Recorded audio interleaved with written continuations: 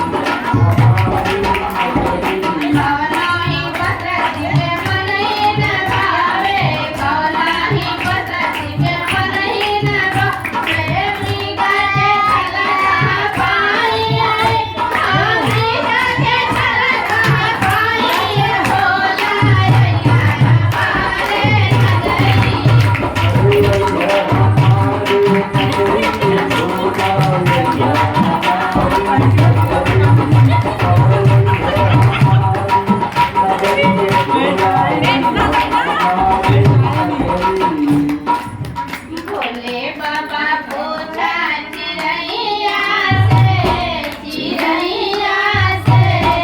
कहाँ गली गौरा मड़ैया से, कहाँ गली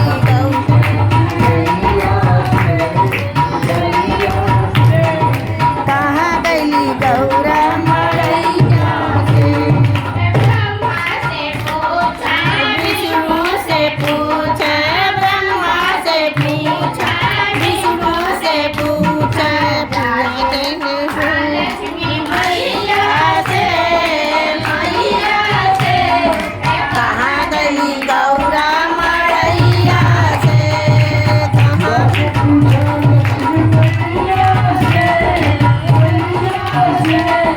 कहाँ गली गौरा मड़ैया से पूछा, लक्ष्मण से पूछा, राम से पूछा, लक्ष्मण से पूछा, जाके पूछे सीता मैया से, कहाँ गई गौरा मड़ैया से।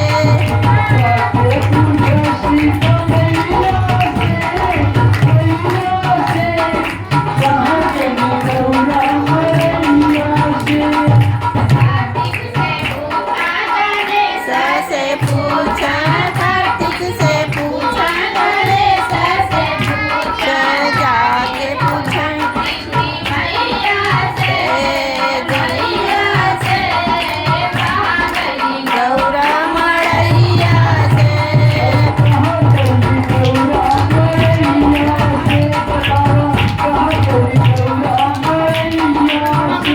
भोले बाबा पूछा चिरैया से चिरैया से कहाँ गली गौरा मड़ैया से,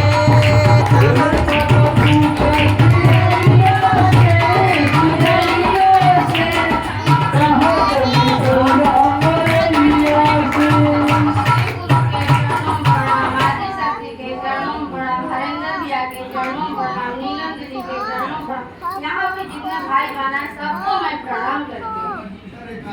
बैठो चुपचाप बैठो, बैठो जाओ, गिरा पैसा तुम्हारा, जाओ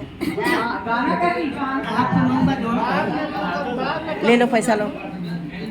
एक थे ब्राह्मण थी और पति पत्नी थे, दोनों शिव जी की पूजा बहुत करते थे।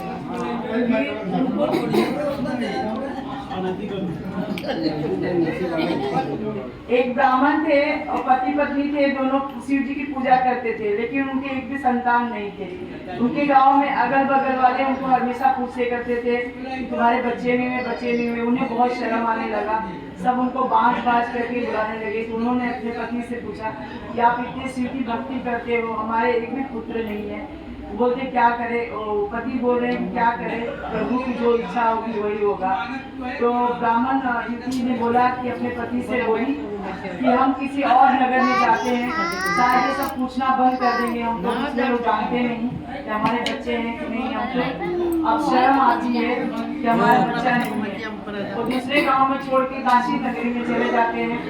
काशी नगरी में जाते हैं तो उधर भी पूछा जाता है उनसे कि दिन है सब गाँव में कोई कुछ नहीं पूछा। बाद में अड़ोसी पड़ोसी से व्यवहार बना कि उन लोग पूछने लगे क्या माता जी आपके बच्चे नहीं है। तो वो झूठ बोली कि हाँ हमारा एक बच्चा है जो बाहर पढ़ता लिखता है और बाहर अपने मामा के पास रहता है। ऐसे ऐसे करके समय बीतता गया। सब पूछने लगी कि माता जी आपकी बच्चे मतलब 15 साल बीत गया। फिर जो पूछे कि आपका लड़का किधर है, आप अपने लड़की की शादी कर दो, आपकी बहू आ जाएगी तो आपको आराम हो जाएगा, आप कुछ काम भी नहीं कर पाओगे। अभी वो उस टेंशन में आ गए। फिर उन्होंने बोला कि सब शोर हो गया कि उनका लड़का जवान हो गया, गिर जाओगे बेटा, तो शादी करना का सब उनके यहाँ तिलकरू आने लगे। फिर वो ब्राह्मण युवती ने बोला कि मेरा लड़का बाहर विदेश में है और मैं लोटे से शादी ये और लोटे में करके आऊंगी, अगर आपको चलो बैठ जाओ। तो आप आइए, मेरा लड़का फिर वो करेगा। तो सब एक साहूकार तैयार हो गया अपनी बेटी की शादी करने के लिए। ठीक है माता जी हम कर लेंगे अपनी बेटी की शादी। फिर बेटी की शादी की, बहू आई। पीटी 7 कमरा था, उसमें से एक कमरा हमेशा वो बंद करके रखती थी। और बाकी का कमरा अपनी बहू को बोलती थी वो कमरा खोलना मत, उसके अंदर मेरा बेटा है पढ़ाई कर रहा है, तू जाएगी तो डिस्टर्ब हो जाएगा उसको। तो वो रोज सब अपनी सास ससुर की सेवा करने लगी और हमेशा उस कमरे की तरफ देखने लगी। बोलती माता जी ऐसा क्यों कहती है कि कमरा खोलो मत। फिर वो बोली कि नहीं तू खोलना मत। तो एक दिन वो रात को चोरी से जाके कमरा खोली। बोलू देखो तो इस कमरे में है क्या, कि माता जी मेरी मना करती है। लेकिन जब उसने कमरा खोला, एक 16 साल का सुंदर युवक पढ़ाई करते हुए चंदन टीका लगा के बैठा हुआ था और वो पढ़ाई कर रहा था। फिर उसने वापस कड़ी बंद कर दी और कड़ी बंद के अपने दूसरे दिन अपनी सास से जिद करने लगी कि आप जब मेरे पति उसमें पढ़ाई कर रहे हैं तो आप कमरा क्यों नहीं खोलने देती। लेकिन वो ब्राह्मण किसी को पता नहीं था कि वो मेरी बहू ने दरवाजा खोल के देख चुकी है। उसे तो झूठ झूठ के बोलती थी कि मेरा लड़का है, ताकि कोई उसको बाहर ना बोल सके। फिर वो बोलने के लिए कमरा तैयार हो गई, जिद्दिया आ गई। फिर वो सुई दिनों को याद करने लगी। बोली कि अरे भोलेनाथ अब मेरी लाज आपके ही हाथ में है, अगर कुछ नहीं मिलेगा तो मेरी बहुत बुराई होगी। फिर मेरी बहू चारों तरफ बोलेगी कि कोई लड़का नहीं है। फिर वो कमरा खोली तो उसमें भोले जी की कृपा से 16 साल का खूब सुंदर जवान लड़का आया और चंदन टीका लगा के और खोला और माँ करते हुए मेरा पैर पड़ा। फिर वो अपने बहू बेटे के साथ सुखी से रहने लगी। बोलो श्री गुरु महाराज की जय।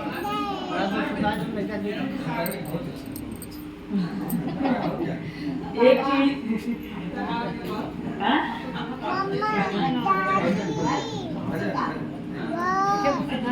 एक सास थी, एक बहू थी। बहुत मतलब कुंवर थी।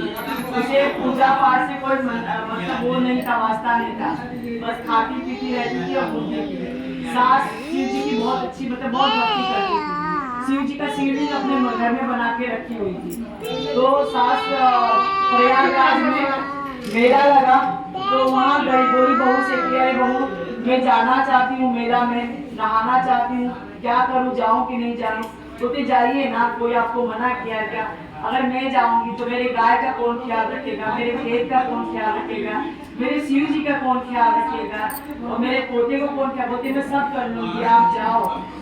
भले वो कुआ थी लेकिन एकदम निर्छल थी, उसके मन में कोई छल कपट नहीं था। तो बोली कि ये ले सरसों, एक गोनी सरसों है, इससे मालिश करना, मेरे नाती को जैसे मालिश करेगी वैसे ही मेरे शिव गुरु का ख्याल करना। वो तो इसलिए बोली कि अपना बच्चा समझ के ख्याल करना, लेकिन उसे ये नहीं मालूम था कि शिव गुरु बच्चा नहीं है, वो भगवान है। लेकिन वो जब अपने बच्चे को मालिश सरसों पीसती थी और मालिश करती थी, बच्चे को खिला पिला देती थी, फिर बोलती थी एक भोलेनाथ आओ मैं तुम्हारी मालिश कर देती हूँ, मेरे पास बिल्कुल टाइम नहीं है, आओ नहीं तो फिर मैं कर नहीं पाऊंगी। फिर ऐसे बोलते भोलेनाथ 2-3 बार बुलाए तो भोलेनाथ छोटे से रूप लेके छन छन छन छन आए और उसके गोद में लेट गए और वो खूब अच्छे से मालिश करने लगी। खूब मालिश करते करते मतलब ऐसे रोज का उसका नहीं। हे भोलेनाथ अपने बेटे को दूध पिलाई तो ए भोलेनाथ आओ दूध पी लो, क्योंकि मेरे पास बिल्कुल टाइम नहीं है। भोलेनाथ आते उसका दूध पीते, जैसे वो अपने बेटे को करती वैसे ही भोलेनाथ की सेवा करने लगी। भोलेनाथ उसके निश्चल और प्यार भरे मन से एकदम प्रसन्न होके वो प्रकट होके आते रहे और ऐसे करते रहे। गाय भी उसकी एकदम मोटी, उसको भी खिलाती थी, हर किसी को बोलती थी आओ खाओ, मेरे पास टाइम नहीं।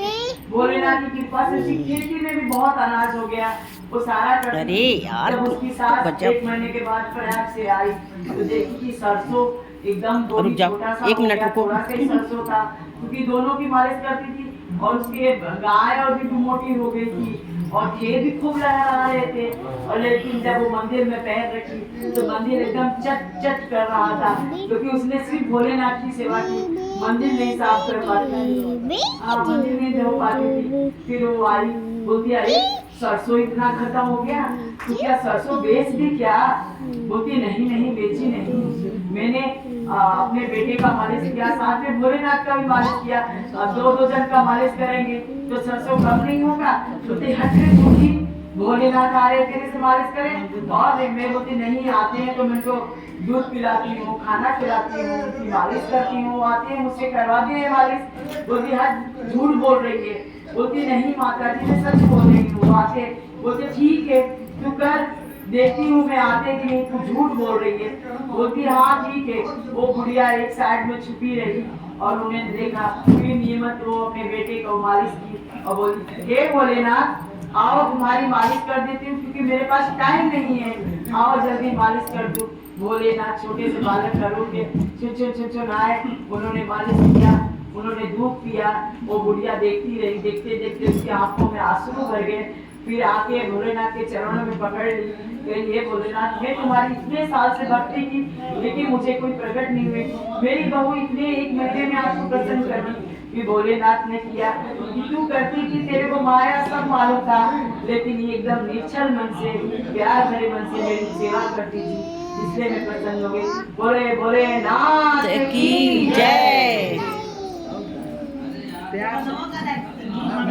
मंदिर तो एक काम मिली, मंदिर तो कुछ ना मिली, मंदिर तो हाँ वही वो निर्चल मन से उनके भोलेनाथ का ही पूरा सेवा प्यार करते से। हैं। हाँ। चर्चा के अगली कड़ी में रमेश मास्टर जो रघुपुर से चलकर आए हैं मंच पर साधारण। अभी दीदी लोग जो है मंच पर आए, गुरु जी से प्रणाम करें, अपन अपन अनुभूत बताएं और भजन भी सुनाएं। रमेश मास्टर रघुपुर।